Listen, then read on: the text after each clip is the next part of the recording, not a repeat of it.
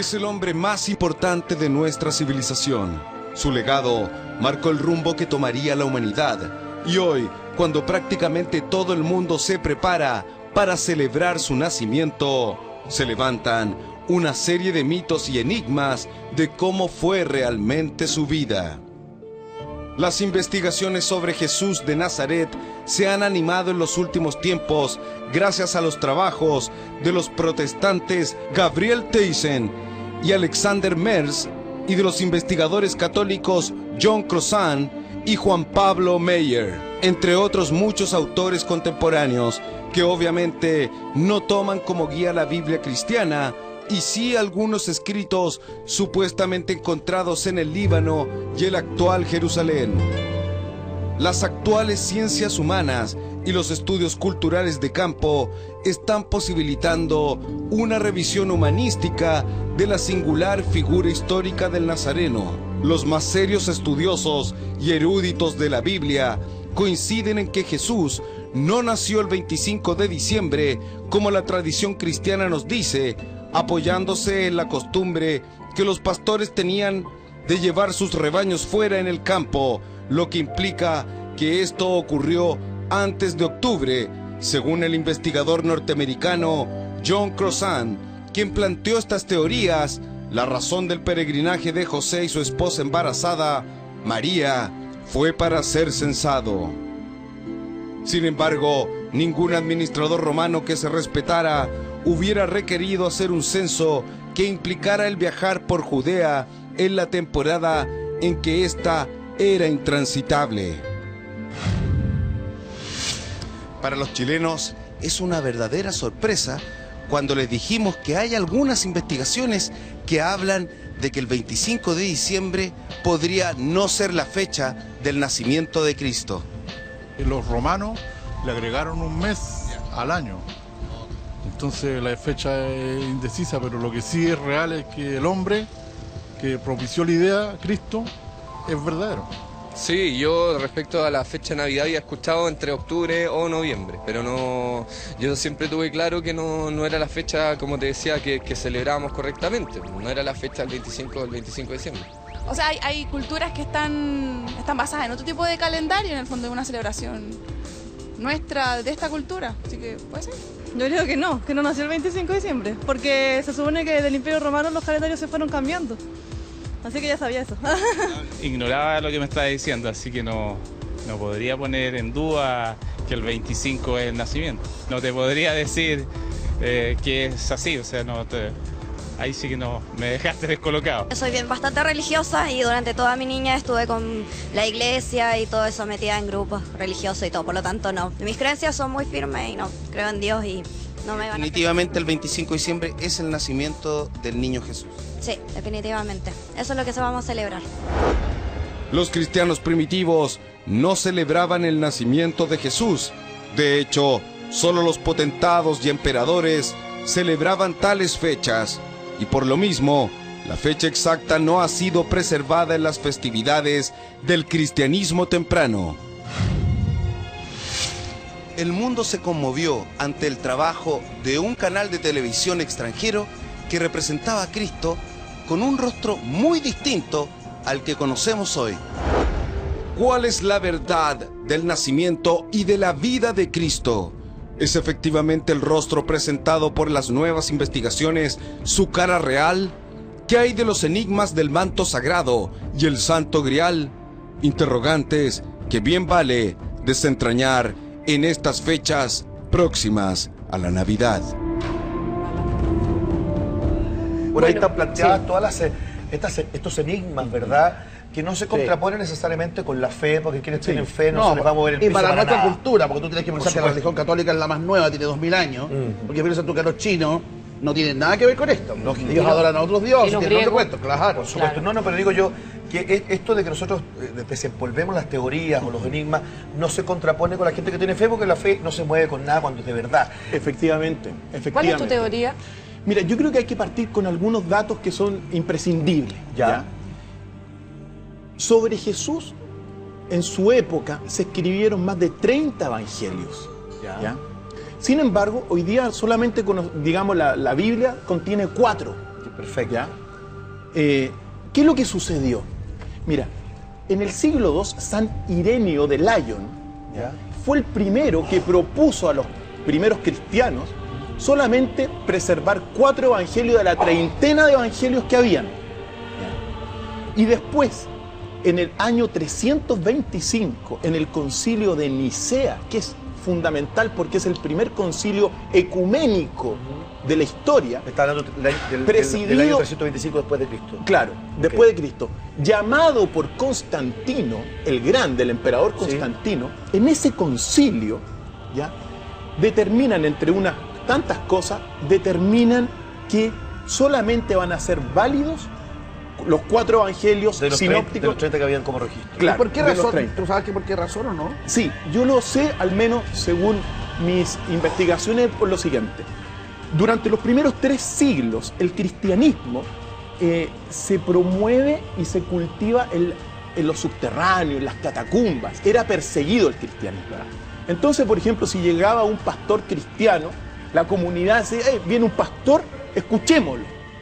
Y se escuchaban más o menos 30 evangelios. Pues los evangelios más populares, llegado el siglo IV, el 325, era precisamente Mateo, Juan, Lucas y Marcos. Y es por esa razón, porque eran los más populares, los de más fácil comprensión, los que finalmente quedan en la Biblia. Cristian. Ahora, ¿qué es lo que sucedió? El resto de evangelios fueron destruidos, perseguidos y desaparecieron. Pero, fantásticamente, en 1945 se hizo un descubrimiento en Nag Hammadi, donde se encontraron en unas ánforas los llamados evangelios gnósticos y apócrifos, que hablan de la tradición, de otra tradición en la enseñanza de Jesús. ¿Pero qué estaban enterrados? Estaban enterrados durante 2000 años. Increíble. ¿Dónde los encontró? ¿Dónde fue en eso? Nag Hammadi, en el oriente. En el Ahí oriente. son las fuentes de Nag Hammadi. ¿Quién los tiene hoy? ¿Quién tiene ese registro ahora? ¿Quién tiene? Yo los tengo, pues. Ya están traducidos, digamos. Ya están traducidos. Pero en alguna parte deben estar, en la iglesia, en el Vaticano. Y en la librería. Ah, bueno, los originales. Sí, claro. están en diferentes partes. Qué divertido que te pregunté, ¿dónde están? Y están en mi casa. Y dije, vamos Sí, todos vamos para allá. todos para el tiro. Mandamos a Antonio Quepa al tiro. Digo yo, Un móvil en directo. No, lo que pasa es que las traducciones están en la librería. No, yo por tengo en la Sí, casa, claro. sí. ¿Cuál es ¿cuál es la teoría que se esgrime de este vacío que hay desde los 3 años, dijiste, no? Claro, hay Desde varios. los 13 a los Hay varias. 29 años de Jesús. A mí eso me parece alucinante como misterio. ¿Cómo alguien desaparece así? Mira, puedo decir lo que yo he investigado. Sí, obvio. Mira, hay grandes investigaciones sobre eso, sobre qué pasó de la vida de Jesús en ese largo tiempo, porque es precisamente el tiempo donde Jesús se forma y forma toda su filosofía, que es el gran legado, uno de los grandes legados. ¿Dónde estuvo? Y aquí hay que ser bastante claro y directo. Hay 2 grandes lugares a donde habría viajado. El primer lugar es hacia Europa. Jesús, si todo esto es efectivo, habría llegado hasta Inglaterra, hasta Stonehenge, donde habría conocido mucho de las enseñanzas de aquel tiempo. Y la otra, que es la más sostenida por los investigadores, que Jesús tomó el camino de la seda y llegó hasta el oriente, hasta la India, y aprendió en ese momento toda la enseñanza oriental, que en el fondo el gran origen de la humanidad está en el oriente. Que tiene que ver con el misticismo. Claro, dice que también estuvo en un tiempo, también se le habría visto en China. Digamos, con esta teoría que tienen los chinos milenaria, mucho antes que Cristo, 10.000 años antes que Cristo, y que ahí se habría formado gran parte también de su sabiduría. Y toda esa sabiduría oriental está preservada en estos evangelios que fueron descubiertos en 1945, que habla de una tradición distinta, con enseñanzas muy hermosas, pero de mayor... ¿Qué, por ejemplo? Por ejemplo, en el evangelio de Felipe, dice: parte un madero, yo estoy ahí, levanta una piedra, yo estoy ahí. ¿Qué significa esto? Significa que en el fondo Dios, Jesús, el Espíritu de Jesús, está afuera de nosotros y está dentro de nosotros al mismo tiempo. Y eso es difícil de comprender, ¿te das cuenta? ¿Por qué? Porque siempre la iglesia, que fue la que interpretó las Sagradas Escrituras... Claro, pero por ejemplo son conceptos que están sujetos a la interpretación de cada uno. Simbólico, claro. Todo simbólico. Oye, qué curioso, así que estaba pensando yo que fui formado en un colegio de cura, cuando salí de los salesianos, pero toda esta información no es entregada en la formación del catolicismo, por ejemplo, en la historia del recorrido, porque tú te marcan los hitos, el nacimiento de Jesús, la muerte, y te saltás la vida de él. No te meten en la investigación de la vida de Jesús. Y fíjate que incluso, estábamos hablando con Cristian, que nosotros tenemos una visión de cómo es. ¿Quién te dice a ti que eso es verdad? No, claro. ¿Por qué tenemos que tener nosotros esa imagen de este señor que tiene el pelo suelto, los ojitos azules, una careta barba? Las malas lenguas dicen que no es así. Era un hombre común, tosco, no alto. ¿Por qué no podría ser? ¿Hay alguna información respecto a eso? Sí. ¿A su apariencia física? Mira, hay dentro de todo lo que yo he podido escarbar, y la vida de Jesús uno la estudia desde siempre. Y no solamente desde el punto de vista de la Biblia. Y tú lo que dijiste es muy importante, porque el ámbito religioso cristiano evidentemente tiene su fe. Uno como investigador toma otras fuentes. Esa, por ejemplo, en el colegio salesiano, etcétera, y en donde estuviste, claro, toman solamente la Biblia. Y está bien, pero se ha descubierto nuevas cosas sobre Jesús, que son fantásticas. Ahora, sobre la apariencia de Jesús. Sí. ¿Cómo era Jesús? Mira, hay un dato de fe y un dato histórico que me gustaría recordar. En la Biblia se dice que hay dos hombres perfectos, en términos generales. No se habla de cómo era Jesús en la Biblia, pero se dice que hay dos hombres perfectos: Adán y Jesús. Jesús no era un debilucho, ¿ya? Era un hombre grande, fuerte. Recordemos que expulsó a todos los comerciantes del templo, y no fue tranquila la expulsión, fue un arrebato de ira. A cadenazo y a correazo. Efectivamente, y para hacer eso, en el ambiente debió haber sido bastante fuerte y acompañado de un grupo también de... O sea, chico de estatura no era en el fondo. No era. Ahora, o sea, chico no era. Claro. Aquí hay un dato requete contra importante y es muy hermoso, porque es, desde mi punto de vista, el único dato fidedigno de cómo era Jesús desde mi punto de vista de investigación. Mira, cuando Jesús nace, ¿ya?, se traslada pronto a Galilea. ¿Ya?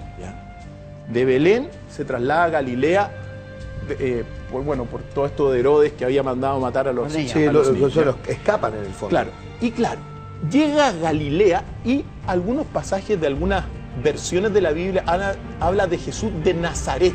Sí. Sí. Pero Nazaret no existía en la época. Fíjate tú, Flavio Josefo, que es un historiador del siglo I, en sus libros habla de Galilea y nombra 45 ciudades de Galilea y no nombra a Nazaret. ¿Pero qué? ¿Porque no estaba instalado? ¿Porque no estaba no debió haber sido un poblado importante. Era un pueblito nomás. Era un pueblito. Pero él pudo haber estado en ese pueblito. Pero no está, mira, por las fuentes históricas, no está Nazaret. ¿Ya? Pero a Jesús, en la Biblia hebrea y en la griega, se le nombra no como Jesús de Nazaret. ¿Cómo se le nombra? Se le dice Jesús el Nazareno. ¿Y eso claro, que es otra forma de reconocerlo. Es distinto. Sí. Ya, pero y aquí está la clave. Porque, o el nazareo. Perdona. ¿Qué significa el nazareno? ¿Tiene alguna...? Efectivamente, aquí está la clave, Lucho, porque el nazareno viene de la raíz hebrea Nasr. ¿Ya? Y eso significa, en el fondo, que Jesús era un nazir. ¿Y eso ¿ya? es? El nazir es un primogénito que por ley judía toma un voto religioso o político religioso. ¿Ya?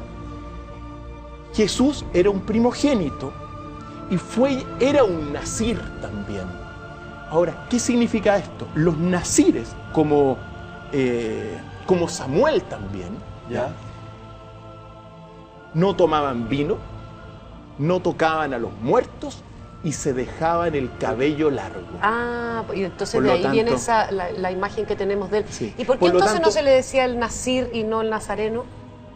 Se le decía el un nazir, gentilicio, ¿no? sí, pero no era un gentilicio, era en el fondo una cualidad, una característica de su persona, no de su lugar de nacimiento, o sea, de estadía. Porque tampoco Nazareno en aquel entonces no está registrado en la historia. Pero espérate un poquito, Cristian, estamos tratando un poco de descubrir una cosa que es bien interesante, porque a propósito de las distintas versiones, estamos tratando, por ejemplo, de armar la apariencia física. Y tú hablas de la estatura, ahora acabas de decir que el pelo largo era... Mira, el único dato que desde mi punto de vista es incuestionable era que Jesús tenía el pelo largo. Incuestionable. Eso para mí es incuestionable robusto, porque era un primogénito, era un nazir, un nazareno, ¿ya? Okay. No de Nazaret, al menos así está escrito. En la Biblia habla 12 veces del nazareno. Del nazareno, ¿ya? ¿Dónde sacas tú toda esta información, Cristian? Bueno, Perdona que te pregunte, pero... Sí, las fuentes son importantísimas. Porque esto no, lo que tú dices Sí, porque es aquí no hay un cierto. pariente que nos diga, porque es que ha estudiado caleta. Que ganas de uno poder estudiar o acceder a cosas así. Las fuentes, mira, primero hay que partir con la Biblia, ya después los evangelios gnósticos. Son imprescindibles los libros de Flavio Josefo. Tú me dejaste pensando una cosa que dijiste recién, que los hombres más perfectos fueron Jesús y Adán. Según ¿Adán la existió? ¿Existió? Pero así, mira, yo fui al Jardín del Edén, otra fuente. Yo fui al Jardín del Edén, otra fuente. Y con mis propias manos escribí, con mi puño y letra, la tradición verdadera del Jardín del Edén y la tengo publicada en 2 libros por la editorial universitaria. ¿Dónde está el Jardín del Edén? Vamos. Mira, hay 2 grandes teorías. Una que está a comer manzana. Al sur de Irak, ¿ya?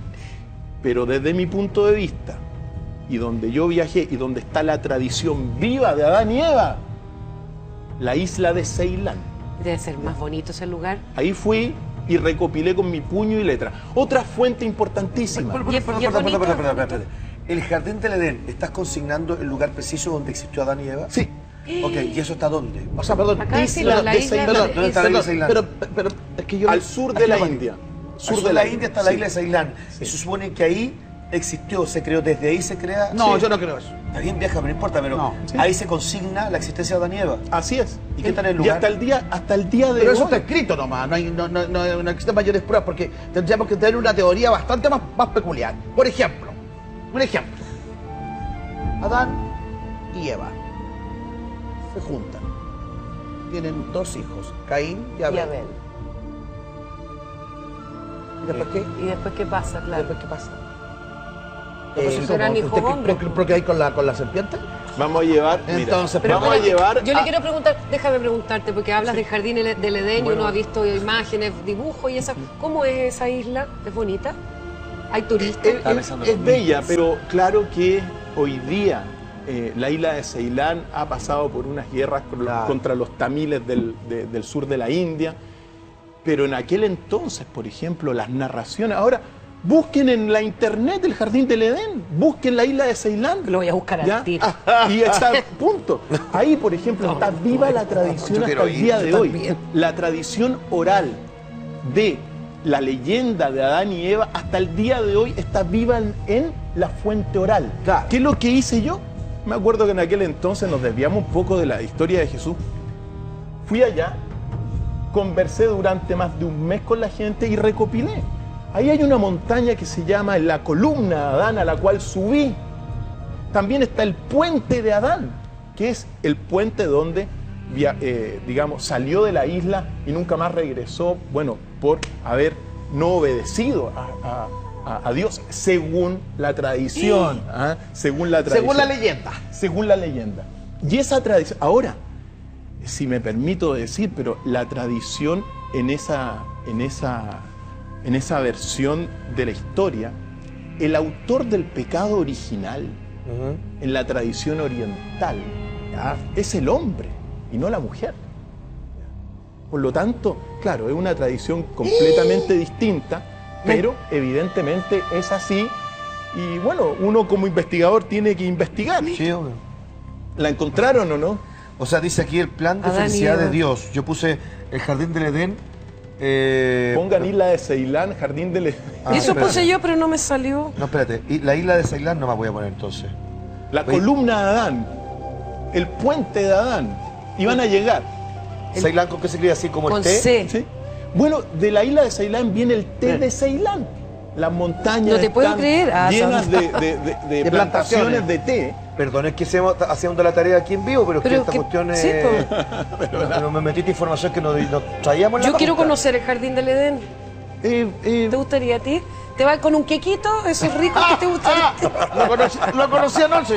Pero hay que tener lo conozco. cuidado hoy día porque, piensa tú, yo me acuerdo cuando fui un par de años después, atacaron el aeropuerto de Sri Lanka. Sí. La isla de Ceilán Lanka. es la actual Sri Lanka. Sí, pues. ¿Ya?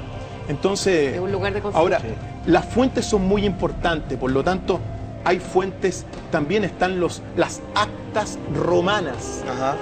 Me tocó, cuando estuve en Europa, leer las traducciones de las actas romanas del siglo I, que hablan también de Jesús y hablan una versión también bastante importante de lo que fue la vida de Jesús. ¿Ya? Permíteme señalar, porque se ha pensado muchas cosas, pero en las actas romanas, ¿ya? Señala textualmente que Jesús fue ajusticiado y muerto y condenado a mors agravata. Eso, amors agravata, es muerte agravada, que era una sentencia que solamente se le imponía a los culpables de sedición. Iban contra el sistema. Iban contra el sistema. Iban contra el sistema. Hay que recordar un poco también el contexto de la época. Época en Jesús. De Jesús. Ese siglo primero, en el nacimiento, en el año 0, por decirlo así. ¿Ya? Lo que prima ahí, por ejemplo, en Galilea, son la corriente macabea. Los macabeos judíos eran un grupo, en el fondo, armado, que se oponía contra los opresores de la casa de Israel. Jesús vivió en ese ambiente macabeo, ¿ya? Que de alguna forma buscaban la lucha armada contra el Imperio Romano. Y la otra corriente muy importante era la literatura judía apocalíptica. Todos los judíos de la época estaban esperando la venida Era como del un Mesías. guerrillero. Era como un guerrillero, era como un guerrero. Un guerrero, estaba en contra del sistema, quería la libertad, lo que me parece fantástico, pero había más gente también que quería la libertad, no era solamente él. Yo digo que yo creo que fue elegido por alguna razón. Yo insisto en que este hombre, cuando desaparece estos años, tantos años, lo prepararon para, claro. Se lo llevaron Por para ejemplo, arriba. cuando Los ovnis. multiplica el pan, cuando multiplica los peces. Está bien que haya hecho ilusionismo, pero el ilusionismo no te lo comí. Cuando a ti te aparecen 5 pescados entre un sombrero, no te pasan los pescados, te los comáis. O sea, digamos, yo creo que realmente a él lo prepararon para, como cuando tiene la varita, le dicen, oye, a ver, ¿por qué no hay agua? Y el caballero que está en la Biblia, que tampoco sé cómo es, se llama, y le dice, Señor, ¿por qué abandonaste a mi pueblo? Y él con la varita dispara y sale un manantial de agua, pero eso es un láser. Ese es un láser que rompió la piedra, que rompió la roca y permitió que caminara el agua. Bueno, yo creo que aquí también es lo mismo. Él fue preparado para que en esa época, me voy a perdonar lo que voy a decir, muy ignorante, porque soy muy ignorante, era un pueblo tremendo. Estaban en el ocaso de la vida, hacían las cosas más insólitas. Y yo creo que a él lo mandaron a este planeta a decir, señores, esta es la forma que ustedes se tienen que comportar. Estas son las reglas que ustedes tienen que tener. Oye, con el costo de que tenían que matarlo. Oye, Cristian, yo creo que hay varias teorías. Pero yo creo que es importante hoy día, en el breve espacio que nos da la televisión, previo a la Navidad, yo creo que no hay que tener temor a la investigación. Esto es una opinión también personal. Cuando tú tienes tu fe bien plantada, porque la fe es un regalo, es un don, pero claramente esto despierta el interés de la investigación, de la sabiduría, del conocimiento. Y yo creo que no se contrapone en absoluto a quienes hemos sido bendecidos, por ejemplo, con el don de la fe. Yo creo que todo esto que tú has planteado se hace con respeto, pues, claro, pero evidente. Yo creo que nos incitas y nos estimulas para que uno busque. Pero no mira, verdad, pero busque es tan cierto lo que tú estás diciendo, que hay un reclamo en la radio, que yo no siendo católica, me provoca una emoción muy grande. Cuando le dice, José, que hay harta gente hoy día en el nacimiento de nuestro hijo. Uy, le dice, vienen llenos de regalos, qué raro, cuando no conocen a nuestro hijo. Uy, la gente está contenta, corren, andan todos corriendo. Termina este reclamo y dice, José, nadie vino a ver a nuestro hijo, los regalos no eran para nuestro hijo. ¿Te das cuenta que a la gente no le importa el nacimiento de Jesús? No le interesa el nacimiento de Jesús, le interesa otra cosa, le interesa el correr para los regalos y todo. Yo creo que es un momento de reflexión. Es el cumpleaños de Jesús. Para ir cerrando, Cristian. Yo creo que coincido plenamente con Lucho en el sentido de que, bueno, sobre Jesús prácticamente la vida es un gran enigma. Claro. Lo que uno plantea como investigador no cuestiona la fe. No, claro. Eso que quede claro desde el principio. Pero claro que abre ¿qué fue de la vida histórica? Nació Jesús el 25 de diciembre, aparente. Mira, todos los historiadores dicen que no. Que nació otro día, ¿ya? Que nació 4 años antes, ¿ya? Pero que se celebra y que Constantino llegó y dijo, celebremos el nacimiento de Jesús el 25 de diciembre.